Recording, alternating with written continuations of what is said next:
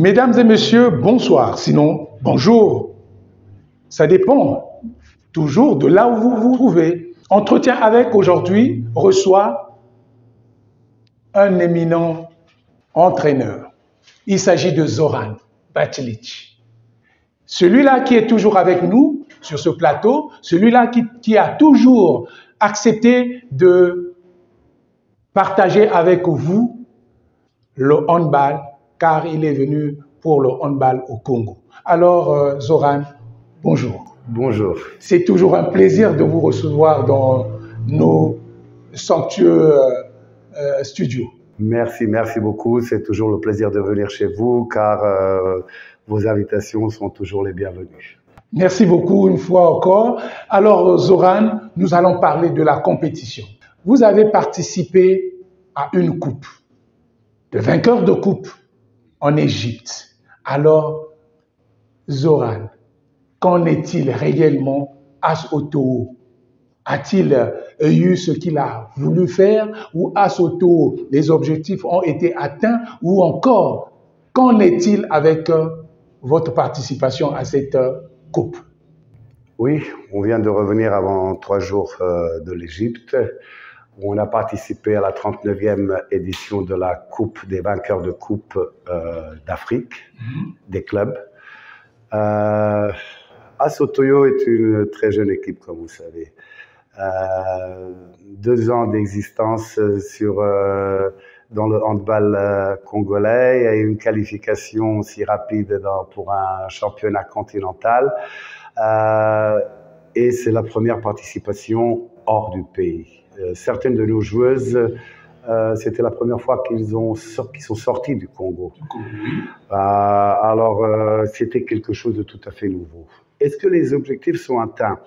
Nos objectifs, surtout l'objectif de notre président général, que je respecte énormément pour la volonté, le désir qu'il a pour faire quelque chose dans le handball congolais, était que on est inconnu là-bas et qu'il n'aimerait pas qu'on reste inconnu. Que Otoyo reste une équipe dont on va parler en Afrique. Et cet objectif, je pense qu'il est très bien atteint. Donc, ce qui veut dire que vous avez fait parler de vous en Égypte. Oui, c'est ça. Beaucoup même.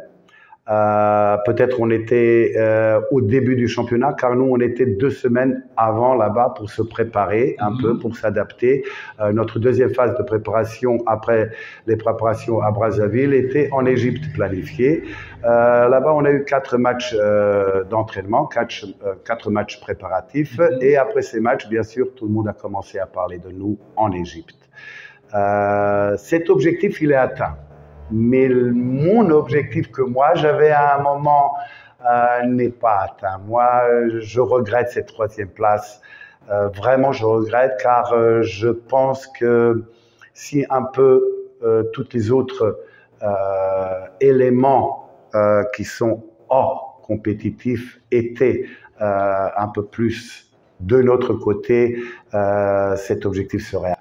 B. Parlons donc de ces éléments. Vous parlez d'éléments. Quels sont ces éléments-là qui ont manqué pour que vous soyez à la 3e place? Parce que vous avez commencé, c'est vrai que timidement, mais après, vous avez pris quand même une vitesse de croisière jusqu'à arriver en quart de finale.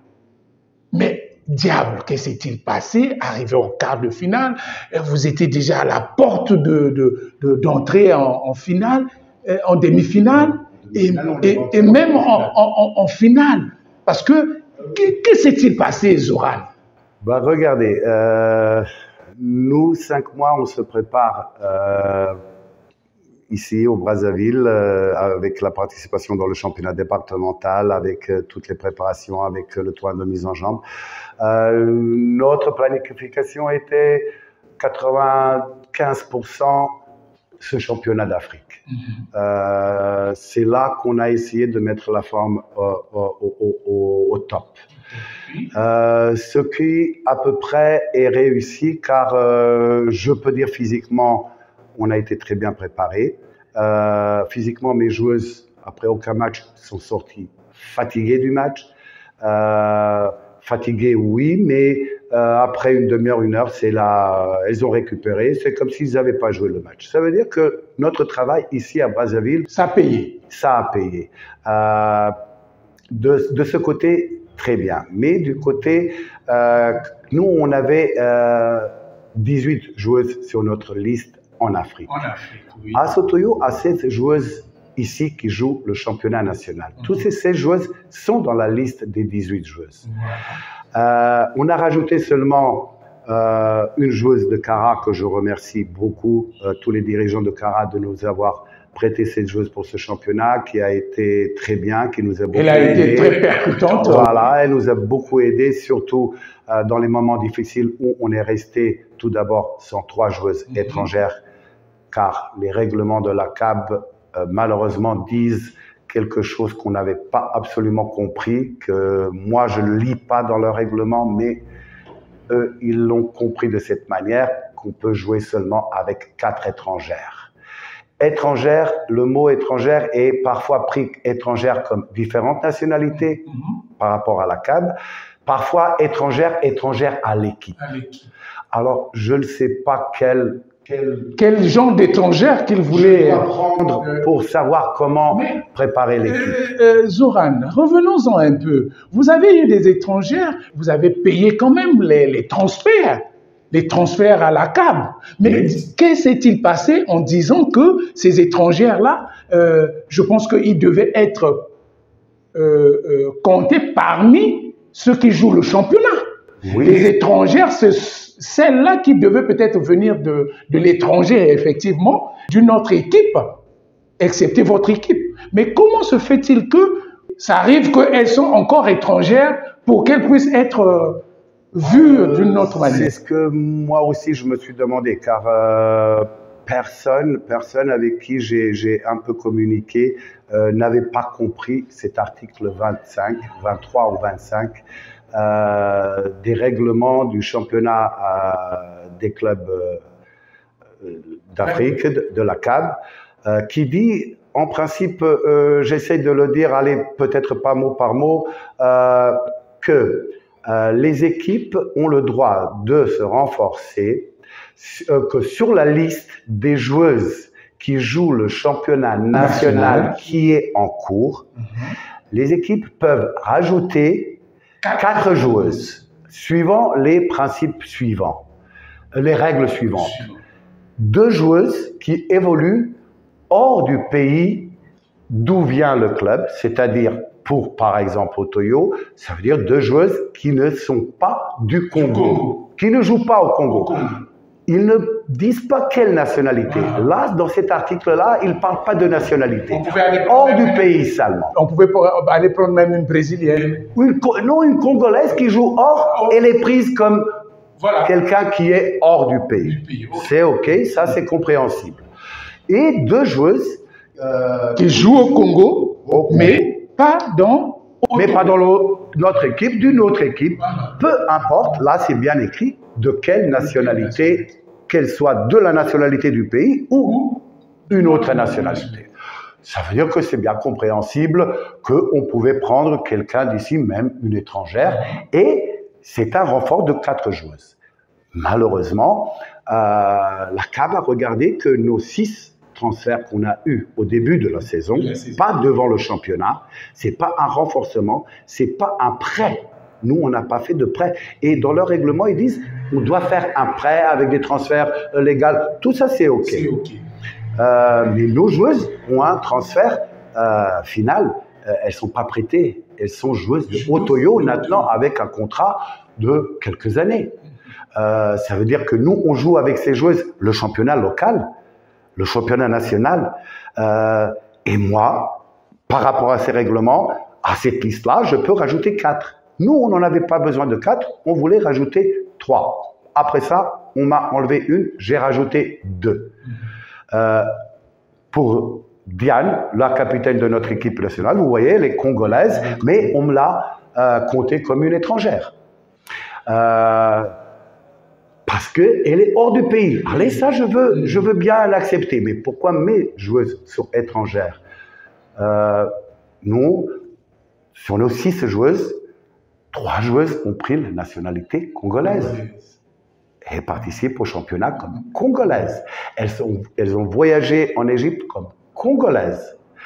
Mais là, c'est déjà une autre question que la CAF nous a dit. On doit avoir la confirmation de la IHF qu'ils acceptent cette nationalité de ces joueuses comme congolaises. Mais ça devient le médecin après la mort parce que la compétition est passée et vous êtes quatrième.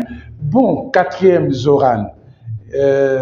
Est-ce que, vu les filles que tu avais, l'effectif que tu avais dans ton équipe, si on enlevait ces 6 joueuses, Zoran ne pouvait pas jouer la compétition convenablement avec ces joueuses? Non, sincèrement, si on m'enlève les 6 joueuses, c'est plus Otoyo. Pourquoi, au début de la saison, quand je suis arrivé ici, mon président m'a demandé est-ce qu'avec ces joueuses, ce qu'on a ici, on peut être compétitif en Afrique?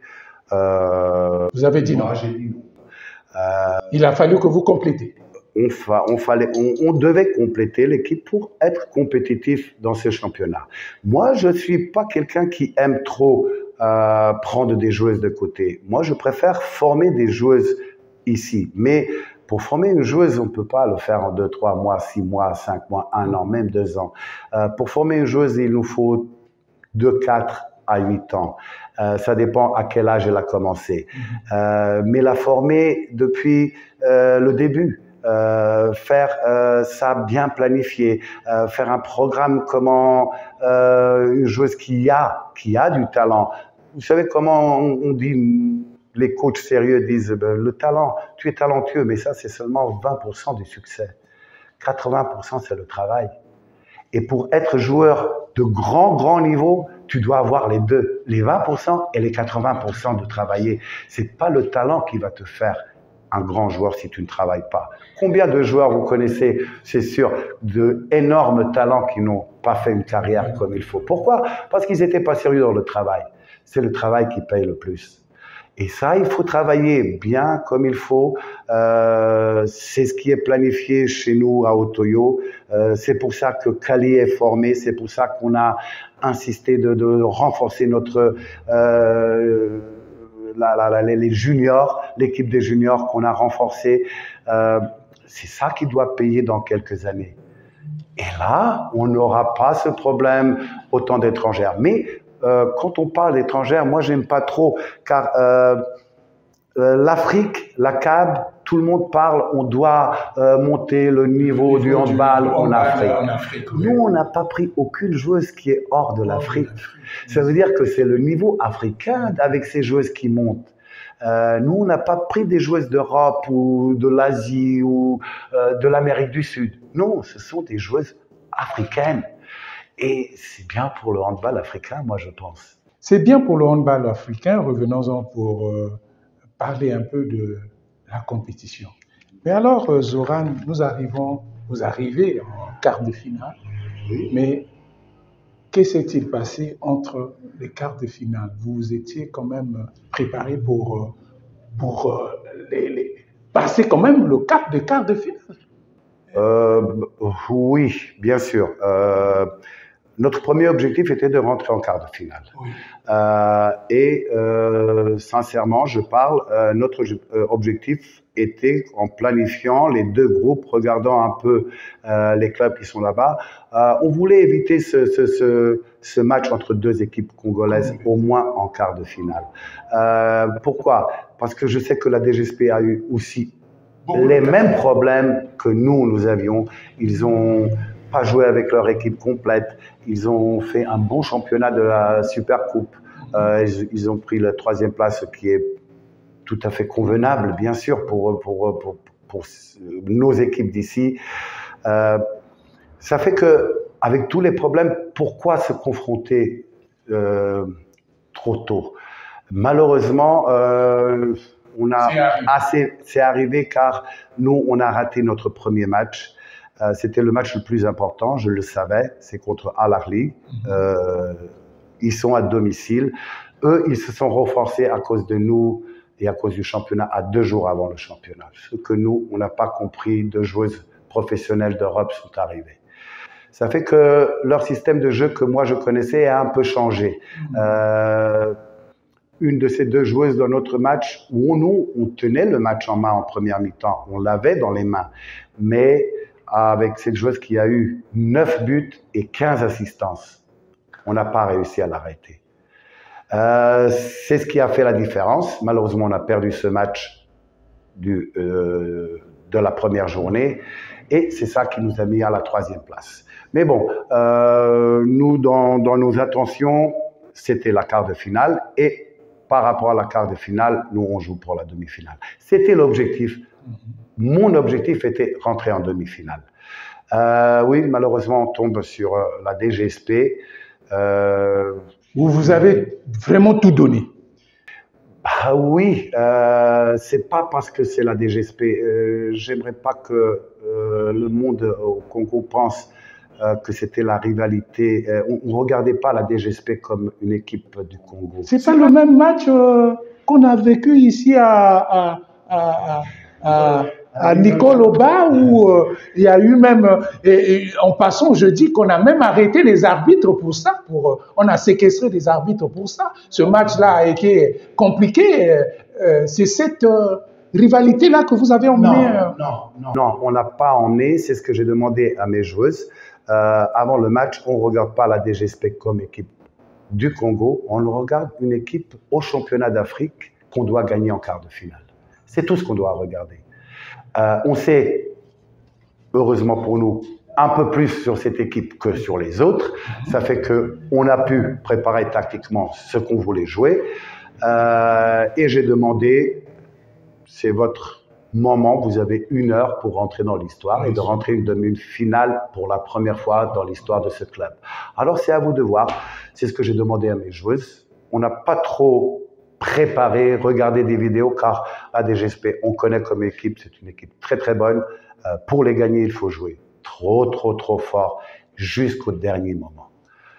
Je remercie mes joueuses dans ce match, elles sont vraiment rentrées avec une motivation très grande, mais je vous assure, la motivation n'était pas gagner la DGSP, la motivation était rentrer en demi-finale. Et rentrer en demi-finale, malheureusement, vous arrivez en demi-finale. C'est ce que vous avez, ce qu'on a vécu, c'est prendre le plus lourd score de la semaine, de la compétition. Oui. C'est malheureux. Et en demi-finale. En demi-finale. Avant 5 ans, j'ai fait presque la même chose. J'ai joué contre Al Ahly en demi-finale. Là, je joue contre Primero. Je ne suis pas complet. J'ai 2 blessés qui ne jouent presque pas le championnat. J'ai une rotation de 10 joueuses en défense et en attaque. Ça veut dire que je ne peux pas rafraîchir, je ne peux pas tenir la continuité dans le jeu, je ne peux pas tenir le rythme auquel nous sommes habitués. Et je suis en face d'une équipe très forte, la championne d'Afrique. Et donc, vous avez subi. Alors, on s'est mis d'accord. On va essayer dans les premières 15-20 minutes, voir si on peut tenir un peu. J'ai vu que tout d'abord les filles psychiquement n'étaient pas rentrées dans le match. Elles sont rentrées comme s'ils étaient déjà perdus. Quand j'ai vu ça, j'ai fait les rotations, j'ai fait reposer mes joueuses principales pour me garder pour la 3e place. Le résultat, je le regardais pas. Moi, contre Al Ahly, quand j'étais à Wydad Smara, j'ai perdu aussi 20 et quelques buts parce que j'ai joué avec les cadets. Et j'ai pris la 3e place cette fois-ci, elle m'a échappé. Mais je vous promets que la prochaine fois, elle ne va pas échapper. La prochaine fois, ça ne va pas vous échapper. Alors, nous tirons vers la fin de notre émission. Quelles sont les leçons à tirer dans cette compétition que vous avez participé, de bout en bout? Parce qu'il a fallu peut-être d'un petit match seulement que vous arrivez en finale. C'était les demi-finales avec Primero. Et quelles leçons tirez-vous? Regardez, moi, j'ai dit avant le match de Primero, si j'étais complet, absolument complet, sans blessure, et avec toutes mes étrangères, je ne sais pas ce que Primero aurait fait. Les conclusions que je peux dire, c'est prier les dirigeants de la CAB voir et laisser un peu les clubs se former comme ils désirent. Laisser les clubs et les fédérations nationales régler ce problème des Mais pas en faisant entorse au règlement de la CAF. Mais non, moi je ne vois pas un règlement de la CAB où précisément c'est écrit une équipe doit avoir 4 étrangères. Non, je vois pas, je l'ai pas trouvé. Malgré qu'ils me le disent que c'est comme ça, moi je l'ai pas trouvé. Mais bon, moi je l'ai dit mon avis à certains dirigeants de la CAB que je pense que une confédération continentale n'a rien à voir avec le nombre d'étrangères dans une équipe. Ça ne devrait pas les regarder. Ils doivent laisser ça aux fédérations nationales, aux fédérations mères de la CAB. Chaque pays va régler comment son championnat va être fait par rapport au nombre de joueuses étrangères qui peuvent participer ou pas. Ça, c'est au pays de faire. Eux, ils doivent organiser un championnat de clubs champions, de clubs vainqueurs de coupe continentale avec l'effectif que le club a, sans regarder si cette joueuse est transférée, n'est pas transférée, quoi que ce soit. Moi, j'ai dit aussi, moi, je préfère même ne nous permettez pas de se renforcer. Au moins, on serait avec ce qu'on joue. Là, vous me donnez à me renforcer et je perds ce que j'ai. J'ai rien compris, mais bon, j'espère que ça, on va un peu régler jusqu'au prochain. Ce qu'on peut conclure, que ce championnat a été vraiment très fort. Je ne sais pas, les dernières années, je parle du championnat dames. J'ai pas trop pu regarder les matchs des hommes car on était un peu trop dissociés du stade, c'était trop loin. Ça fait que ça. Mais que le handball africain évolue, ça c'est vrai. Je regarde par rapport à 5 ans. Avant 5 ans, j'étais pareil en Égypte, au Caire, à un championnat des clubs. Le niveau est beaucoup plus élevé, surtout chez les dames. Quand il s'agit de nous, ici, quand je dis nous, moi je me sens déjà, je suis comme au Congolais, c'est chez nous, je travaille pour le handball, pour mon club d'abord, après pour le handball du pays, après pour le handball de l'Afrique complète. On doit encore beaucoup travailler. On doit donner beaucoup d'espace aux jeunes. On doit aider les jeunes qu'ils puissent avoir une évolution comme il faut. C'est le projet que Otoyo a, au moins ce que moi j'ai proposé depuis que je suis venu. Je pense que même l'année prochaine, Cali va un peu encore changer, va encore aller plus un peu dans ce projet jeune pour se préparer pour être une grande équipe de Otoyo. Mais il faut beaucoup d'aide de côté. Un club ne peut pas faire le handball du pays. Il faut plusieurs clubs. Je sais que la DGSP travaille très très bien. Ils ont beaucoup de joueuses, des jeunes aussi. Ils travaillent avec les juniors. Il faut travailler avec ces jeunes. Il faut leur donner. Là, un peu d'aide sera le bienvenu quand on parle de l'aide un peu de côté, pas seulement les clubs qui sont restés seuls à financer, à faire tout ça. Certains clubs n'ont pas les moyens. Je vous assure, des petits clubs n'ont pas des moyens de financer des juniors, des seniors et tout ça, des jeunes joueurs. Alors, qu'est-ce qu'ils font? Alors, je prends de ce club, les bonnes joueuses, je prends de ce club. C'est beaucoup moins cher que de former. Zoran, s'il était demandé à vous, Zoran, l'expertise locale, quelle serait l'expertise locale que tu donneras aux Congolais? L'expertise. Vous pensez à l'expertise du handball? Du handball congolais. Malheureusement, c'est ce que je viens de dire. Techniquement, beaucoup de joueuses ont la qualité qu'elles peuvent avoir techniquement évolué. Mais l'évolution n'est pas peut-être faite bien planifié et coordonné. Ça veut dire que, tout d'abord, on commence le handball trop tard. À 13, 14, 15 ans, on ne peut pas évoluer dans un grand niveau. La coordination, on ne peut pas la travailler à 14 ans quand je reçois un joueur ou joueuse qui a 1m80 ou 90. Alors, c'est à quel âge que moi, je veux voir des enfants de 8 à 10 ans, 12 maximum, ou à 8 ans, 7 ans, 8 ans, 9 ans, je peux travailler la coordination, on peut lui mettre la vitesse, on peut mettre une bonne coordination du jambe. Tout le monde parle handball, on joue avec la main. Non, le handball se joue avec les pieds, avec les jambes. Et la tête. La tête est obligatoire, bien sûr. Mais si on n'a pas des jambes qui sont bien coordonnées, bien en vitesse, avec un bon rythme, on ne peut rien faire avec la main. Donc, ce qui revient à dire que Zoran est là pour longtemps avec le Congo. Bon, moi, je suis là. Si on veut de moi, je suis toujours prêt à aider. Le temps que quelqu'un pense que je peux aider, que je peux donner quelque chose, je serai là, car je me sens très bien au Congo. Les gens sont OK envers moi. Mon club, surtout, me donne beaucoup de courage. Il me donne autant que je reçois chaque jour encore plus d'énergie de travailler le lendemain, encore plus et encore plus. Encore plus et encore plus.